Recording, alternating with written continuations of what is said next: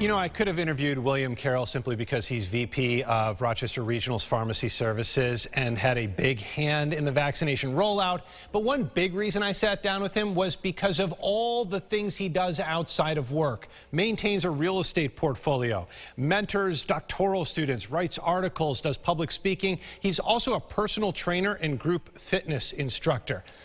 But as I learned, it doesn't stop there.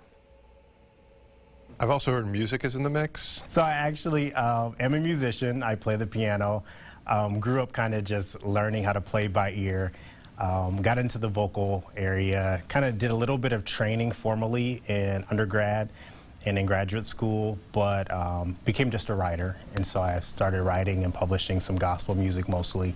And I've worked with a few different groups around the U.S. One in Atlanta that I still primarily work with, so if I go to open for an artist or to host an event, I'll bring that crew and fly them in and we'll have a good time. Where do you find the time to do all this? You make time.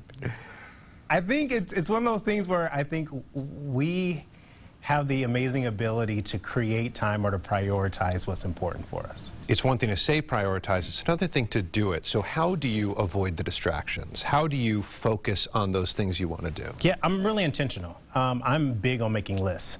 And so on my birthday, which is January, I wrote out my list for the year, my 10 big things that I want to accomplish. I also wrote out 10 major things I accomplished the previous year. And so I'm really intentional about focusing on how I spend my time. Because I find that if you're not intentional about it, it's very easy for time to just pass very quickly.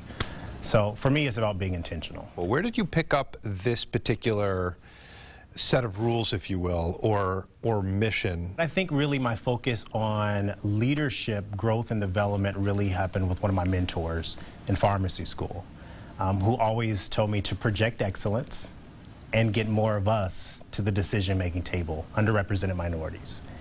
And so I found myself every 2 to 3 years since I've graduated grad school, I've literally moved up in positions and continued to open doors that were previously closed or not explored by people who look like me or have had my life experience.